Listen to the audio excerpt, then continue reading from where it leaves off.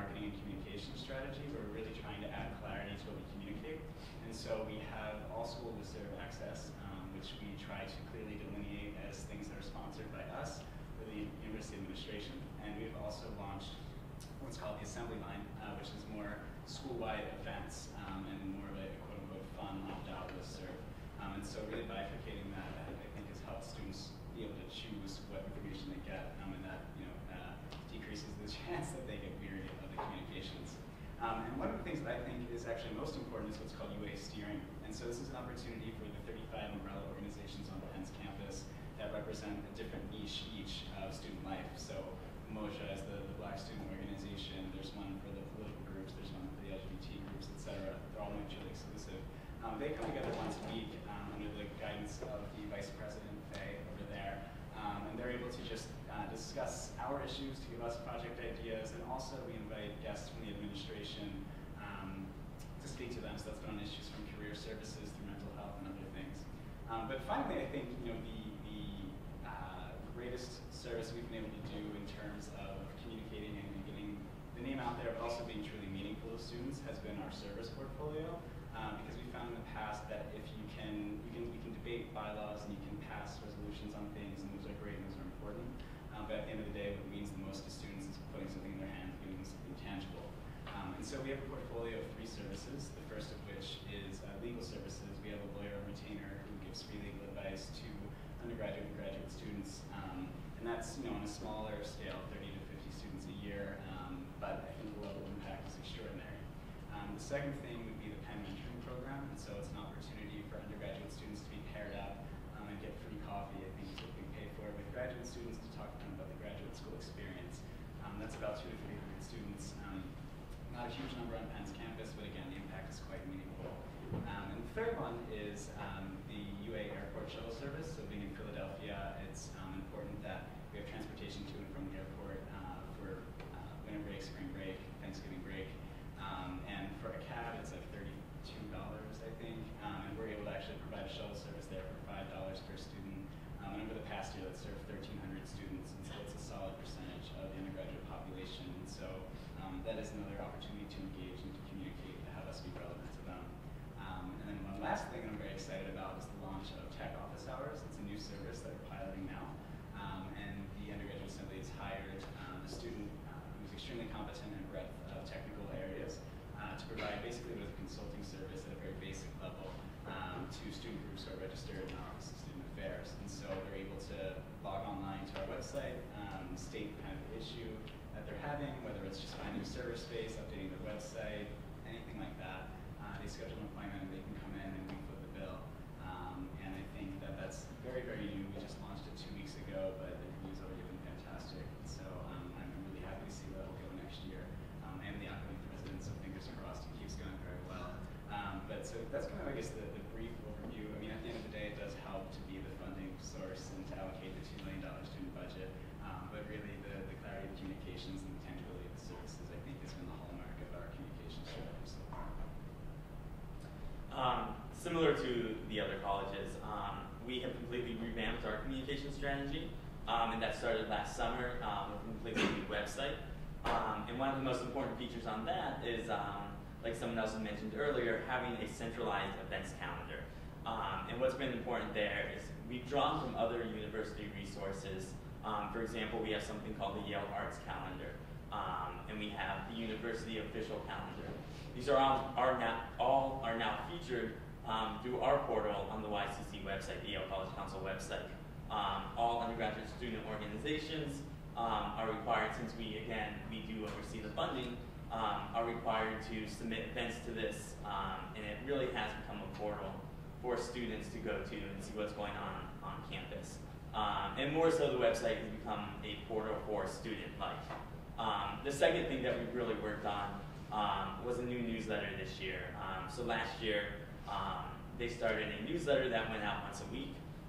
We completely revamped that, and it continues to be an important resource for students to learn about our initiatives and the important things that pertain to student life on campus. In addition to that, we recently, our Undergraduate Organization Funding Committee, which is a subsidiary organization of the Yale College Council, we'll be transitioning to, it's a small name change, but the Undergraduate Organization Committee. So we'll not only oversee funding, but we'll be a voice for student organizations. We'll advocate on their behalf.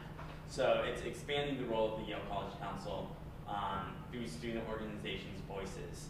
And we hope that they will find us as a resource to advocate with the administration, because recently Greek Life and a number of other different groups of organizations on campus dealing with student leadership and how we address certain issues like alcohol use has become very important. So becoming a voice for those organizations, for those groups, and bringing the leaders together to work with both the administration and students has been a very important component of our strategy.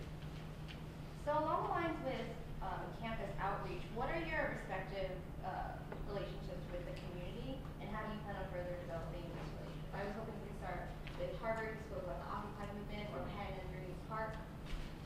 Yeah, great. So I think the public service interest at Harvard is very strong. We have the Phillips Brooks House Association, which is comprised of 83 different student organizations.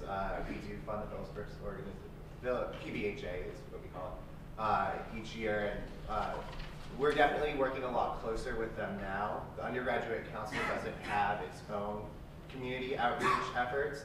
A lot of students who are on the Undergraduate Council do have ties to different PBHA programs. So there is a lot of overlap, and students don't directly take the Undergraduate Council work as a means to reach out to the community. Rather, the immediate community being the students it focuses its work on. And although the students are very involved in the community around it, it takes the issues that are pertinent to campus life and campus. So Occupy movement, what issues those came up. We just had a town hall on Harvard's investment practices. So responsible investment has been a big thing on campus, and we really want to make sure that a lot of these concerns that are involved with the community members and different student organizations are represented, because at the end of the day, we're supposed to be the representative student government. So if we're not able to effectively determine what students are working on, what impacts they're having on the community, what needs to be addressed, and relay that to the administration, we wouldn't be doing our job. So we have very strong ties to the different public service organizations on campus. As a council, we don't directly have them, but I think that's what makes it strong, is that we're indirectly involved in a lot of working parts on campus. So we're able to incorporate a lot of different ideas and structures and so on. I think one of Penn's core principles is local engagement, and I think the greatest thing about Penn Park is that it's been able to facilitate that. It's a very in-demand space, but there are opportunities for engagement with the community in that it's completely open, and then you're able to reserve it if it's not taken by a Penn group, which does get priority. But one of the greatest things I think about it is an initiative that's been going on for the past 3 years called College Day, and that was started by a few UA members, and they're channeling it this year through the Civic and Philadelphia Engagement Committee. And they've really just done a fantastic job with it, tripled it in size, and basically it's the opportunity for students from local Philadelphia schools, West Philadelphia, Northeast Philadelphia, to visit Penn's campus for a day. It's middle schoolers, and perhaps also a high school this year. But they visit campus for a day, there's student panels, there's that interaction, they're getting to see the park, to be on the campus, and they get a taste of the college experience, which I found was particularly inspiring. And so that kind of more intimate interaction has been important to us. And so something related to that we've undertaken is really looking at the issues of background checks. I think it might be just a Pennsylvania thing, but I'm sure it's a logistical nightmare also in other places. But basically students have to go through 3 rounds of this with the FBI, with the Philadelphia schools, and with another one, and it gets very expensive. We've found that sometimes social security numbers and background check info are just hanging out in the dorms of some students as they're processing on behalf of their organization. And so we worked with the Executive Vice President's office to establish a background check working group, which is investigating that right now, looking into economies of scale, because we do have a vibrant community service team with about 53 groups, and also what are academically based community service courses where you can do service for credit. So there's a huge demand for it, and so we're looking to centralize that because we are a pretty decentralized place, and so I think that level of facilitation has been great, where again, we're not necessarily participating directly in that respect, but we're empowering other students to do it on a large scale. Any other local community initiatives or campaigns? I can talk. situation in that we're a campus that's in a town that's sort of, it's close to cities, but it's not at the same time. Essentially, we're very much involved with the Princeton community itself, and then Trenton, which is about 10 miles down the road. So within the Princeton community, the focus is, of course, a little different since it's much more well-to-do than Trenton. So one of the greatest things that our student government does is every year we have this event called Communiversity. It's a joint venture between the student body and the Princeton Arts Council, which is a local group. And essentially we close down the big street in front of Princeton, and it's a street fair. Student groups participate, groups from the community participate. It tends to be about 40,000 people there every year. And we're talking about a campus that has 5,000 students on it. So it's a real draw that brings in a lot of people from all over New Jersey. And that's really a great town gown sort of thing. We're also have created a new group on site that students have been using very much so. So our first thing, for example, was a deal with an ice cream shop. And that day they saw 450 students come in, as opposed to probably 20, 30 on a typical day. So there's a few other things we're working on there. During orientation, we're looking at having a community walk, which will sort of point out not just shops to students, but also sort of community service opportunities in the area. And that way, we'll sort of be stressing to the students that community service is really this thing that you should get involved in, and like even in the Princeton community, that's in pretty good shape, there's a chance to help out. On the other hand, if you look at Trenton, that's one of the places that a lot of Princeton students will go to do really great community service opportunities. There's a lot of tutoring things going on, and also I think students work in the soup kitchen. Plenty of other things. But. Great. Are there any international initiatives that your campus is taking on this year, or plan to do in the near future? Definitely. I mean, if I can also build on that aspect of community that you had touched upon earlier, I think community is a really huge concern for Brown students, especially because there's always this dialogue about being up on College Hill and being stuck in this bubble, and how it's so easy to fall into, but how we can at least prevent it or remove ourselves from that happening. So one of the biggest topics that have been going on campus and within the undergraduate council students, as well, has been the Occupy movement, which honestly has dwindled in the main part of Providence.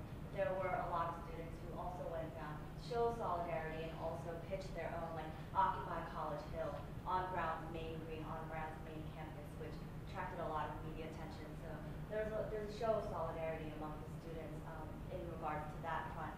And also Providence has been having a lot of issues with this economic and budget deficits, and there have been calls on the university to increase its financial contribution, possibly to an additional $10 million to the city of Providence to help close this budget gap. And there have been disagreements on how Brown should help and how much more it should help, and those discussions have been challenging, but there definitely has been much headway. We do have a new president coming in July, Christina Paxson, who is dean currently of the Woodrow Wilson School. So UCS has been emphasizing that we really want to make sure that President-elect Paxson also, keeps these conversations going. And I believe she's already met with Providence Mayor Angel Taveras. So we're really making sure that that issue of community is on the radar. And UCS has also strengthened its initiative with the Swear Center, which is our community service hub where students can go find out about its initiative. So we've been helping them get word out about new programs or existing programs as well. And to build up on your follow-up question about community, international development, Brown has been really trying to make more of a presence internationally, globally, trying to increase the number of international foreign students that we have. And actually this year we